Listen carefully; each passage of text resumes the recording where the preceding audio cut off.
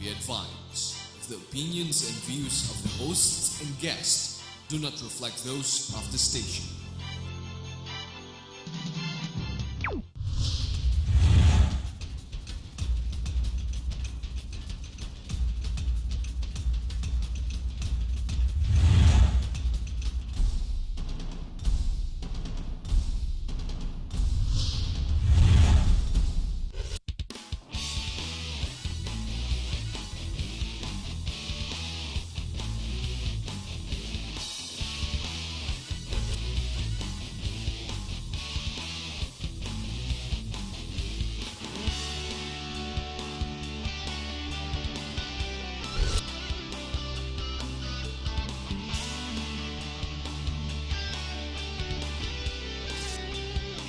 You are what you watch. Hello, my name's Harry Tumbotco and welcome to our program. Okay, excuse me about that. Okay, what do we have going? Well, let's see. We have the dynasty issues that are taking the headlines. It seems there's no let-up day after day, regardless of media. And now even social sites, they're being bashed left and right. What exactly does it mean? What is the law? It's not too much to confusion. It's much more of what it is and the way it is and the way it has been and what should follow and what should happen next. These are the issues people are going to have to battle on. Now, it's November 5 and we are just about to see the changes in America which will affect all of us. Imagine the new president of the United States. But what is bigger, America or China? And China, likewise, is taking that big change. We've seen the disaster that America has taken on, and we've seen nature's wrath once again. Some Filipinos look up and say, well, tayo, sanay na sanay tayo sa ganyan eh. Tingnan mo mga Amerikano, naghihirap. Well, there you go. Either way, the real issues are current events that keep unfolding on a daily basis. And you and I, kayo mga nanonood, we sit back, pinag-aaralan natin, titignan natin, at ang tawag po dito, critical thinking. We have this show, Talk to Harry, simply because we want to energize. We want to create some type of inner thought for both of you, for both of us, me and you watching, so that we'll be able to better understand the issues that happen every day. One of the main issues going on as well is called the party list system. The COMELEC has purged many of those that are already in power, who are already sitting, and continuing to purge those that are signing on as new party list groups. Now, what exactly is it, and why are many complaining, especially those who are already in Congress, especially those who say, hey, they're crying foul? What gives the COMELEC this power to just eliminate them just like that? Well, we will know as time goes on, and hopefully before December, because by early January, the COMELEC goes into what we call the printing mode. At that point, it may be too late to, how do you say it, put your name back on the list. I can only imagine how long this list in the voting comes on May. Napakahaba po. Tingnan natin. Let's see. We expected in the last election we had something like 160 party 8 lists or 190. Will it go up? Will it go down? The COMELEC says it will go down. Will people stand by and let it watch? Just watch and let it happen? We will see. In this program, we've taken time out to understand and meet another party list, who's still not disqualified, mind you, but a very interesting point of view. And I've been asked to sit here and meet with them, and you will like this concept, this new party list. The party list we're going to introduce to you is called Melchora. O nga, Melchora, Melchor Aquino, no? I guess it has some cultural backbone, historic, whatever. With me in this show, we have as co-host to help me go through the program is Attorney Sarah Jane Sugitan, who is no stranger to you, and our host, the chairwoman of the party list. We have Grace Ibuna. Yes, the same one. Hi, Grace. I had to put that on. Tama? Welcome to You the really show. had to hide. Oh, Hype it up. Sige. The Grace Ibuna. Whether famous or infamous, you are still relatively well known in the media circles because of the unfortunate, well, incident with Representative Iggy passing on. Our condolences. But let's go to other issues, the current events. It's called Melchora. Ano ba itong Melchora? Okay, actually, it's the acronym of Movement for Women for Reforms and Change. Ang gusto lang namin kasing gawin, actually nag-start ito 2010 pa, okay? Just for us to Brief background, brief. brief background. 2010 kasi di ba nung nag-iikot kami during the last elections, and I being able to work hand in hand with the really poor, the poorest people, the poorest of the poor people, really. Di ba dun sa probinsya nga ni Iggy sa Negros? Diyan talaga, puro talaga eh. Talaga, doon di ba? sa farmlands eh. Ang disparity ng the disparity of class in the province is so big, really, di ba? There's no middle class. Like here in Manila, nararamdaman natin yun, ano? So, sa pag-ikot namin, that's when I realized talaga na, I said, all the stories of these women that really, it trickles down to their children, right, does affect me. So I therefore sympathize with them, correct? Every time I came home, sabi ko, kakaawa naman. Some people we get to help, but not everybody talaga, di mo naman kayang tulungan, correct? So some, we were able to help personally, but some, I would just pray for them, kasi yun na lang pwede mong gawin, di ba? Masyado marami. Masyadong marami, masyadong malaki, masyadong malalim, at masyadong masalumuot. You know what I mean? So, but when it happened to me, when a personal, diba, an incident happened in my life, or I went through a crisis myself, I empathize now with these women. There's a difference between empathizing and sympathizing. So, may na-experience ka sa buhay mo which prompted you more to Yes. go and fight for this cause. Yes. So, one, it's a women's rights group. Yes. Party list. Yes. Ano ba, attorney, ano yung mga requirements natin pagdating sa party list? One, Okay. underrepresented.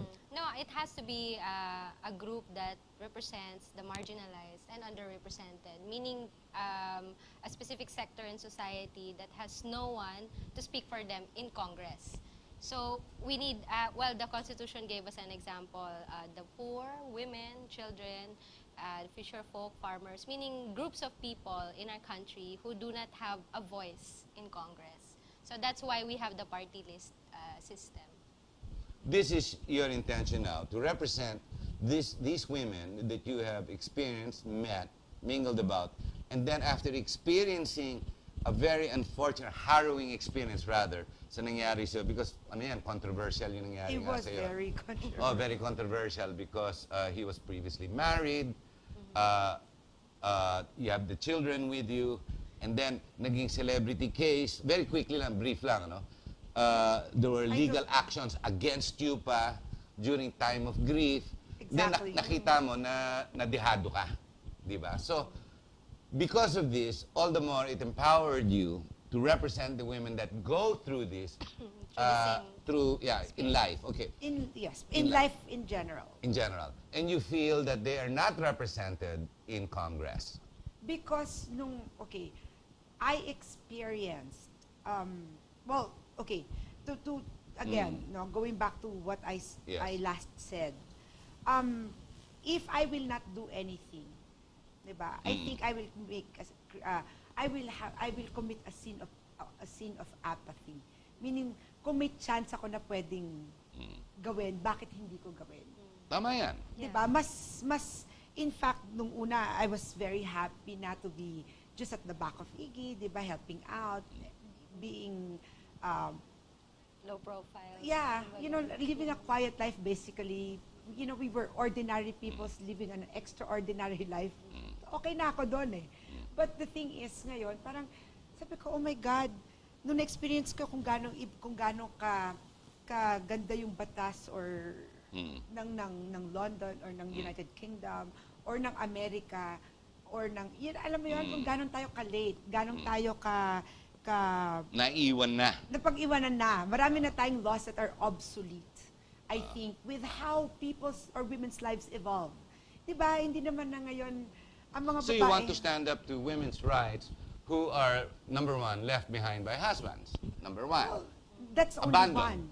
Yeah, that's only one. Another abandoned. Yeah. That's only one. So, maraming ganun ba? Maraming... Marami. Marami. Diyos ko, punta ka sa probinsya. Hindi lang yan, mas grabe pa yung maririnig mo na kwento. Huwag ka na lang lumayo dito na lang sa Metro Manila. Anong naiiba sa Melchora, tsaka this very inanalo, they've been around for 2 elections na eh, 2 terms or 3 terms.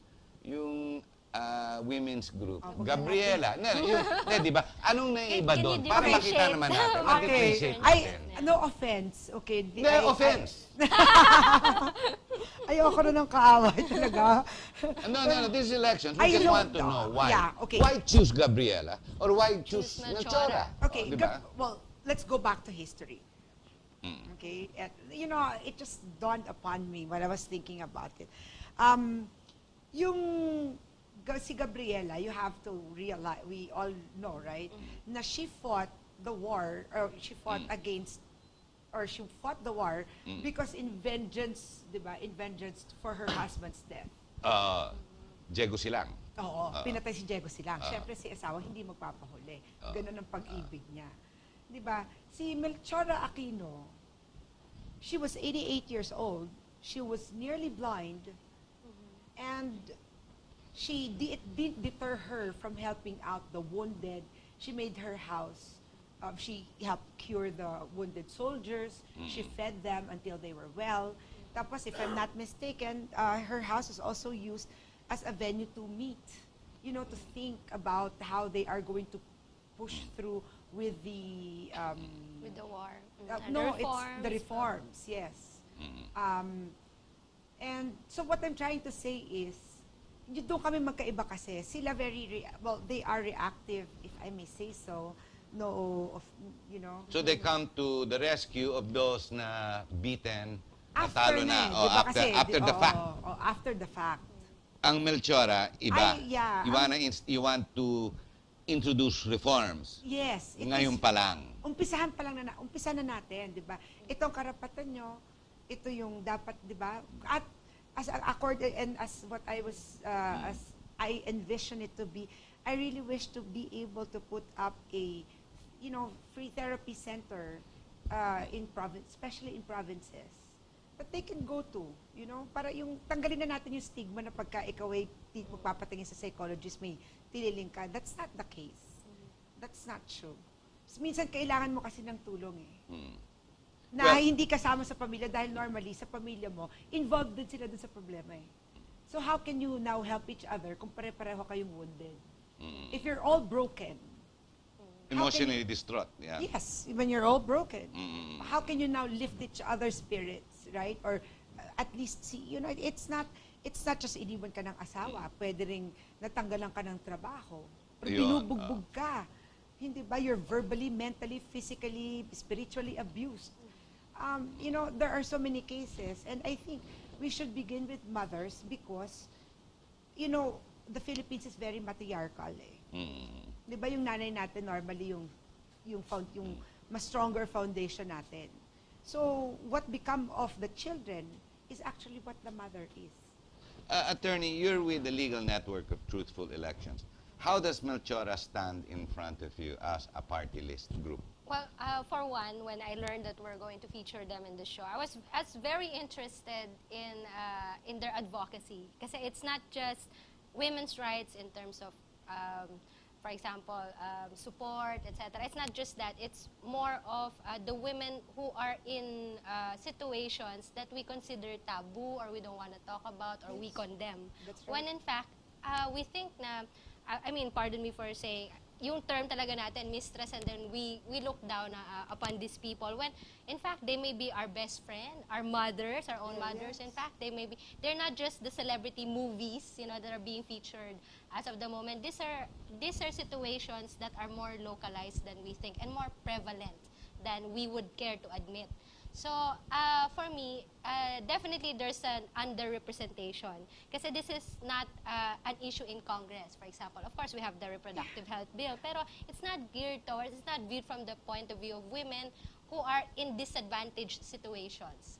For example, those who are common law spouses, meaning they live together without the benefit of marriage, but they're acting as spouses. Actually, like madaming mahihirap kasi talaga, right? A lot of poor people who can't afford to have the annulment because it's expensive.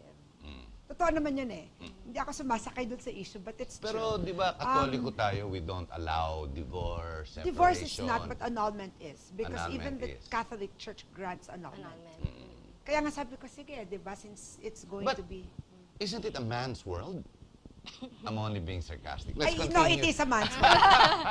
Admittedly. yun yung- Admittedly. But you know, that the thing is, tanggapin din natin ngayon that the world has totally changed. We had two presidents. We have how many senators? We have, kumbaga, how many very good CEOs do we have in the business world? You know what I mean? So women are, I think, rise and shining, and we should continue to. So you want to represent the rights of women who are estranged with their husbands? Not necessarily. Not necessarily. Let's Okay. not box it Necessarily. up to just one problem. Alam mo, the problems of women kasi basically are not just boxed up. I mean, is not singled out by just one situation. Alam mo, normally kami mga babae kasi mas warrior kami.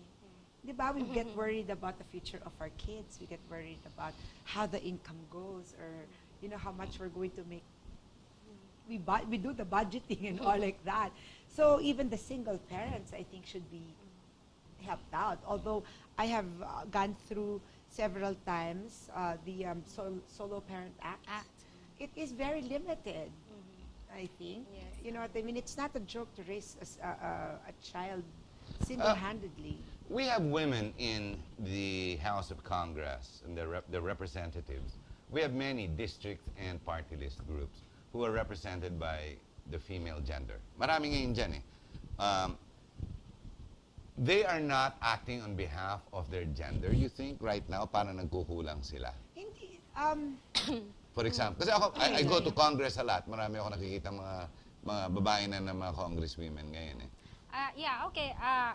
My point of view, women who are elected in Congress, who are not members of party list groups, will have to act on behalf of their districts. Exactly. So, Not necessarily limitado doon. well, a specific yes. sector. That was my point. And Harry, I could have made a choice, no, because before Iggy died, he endorsed me already to run for his district. Oh, okay.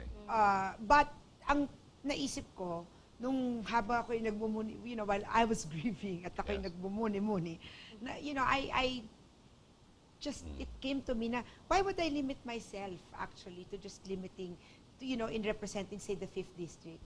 Then I will have to join the party.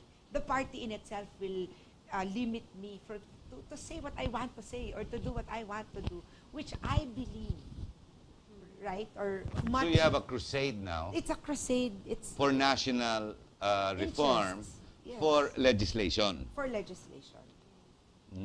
Pero how does one become a member of Melchora? Meron bang, is there such a thing? We have, we have Melchora in itself, diba, the mother unit. And then we have independent women's group that are, already established in their district or in the provinces. National yan. National. National. Yes. We actually had to submit that also in Comelec. So you have members all over the country. Yes. And when you get elected, what kinds of laws will you Well, will you basically propose? that one. Yeah, I think yung we should center widen for that one in, for the annulment, the grants for annulment. the grants for annulment. I think should be.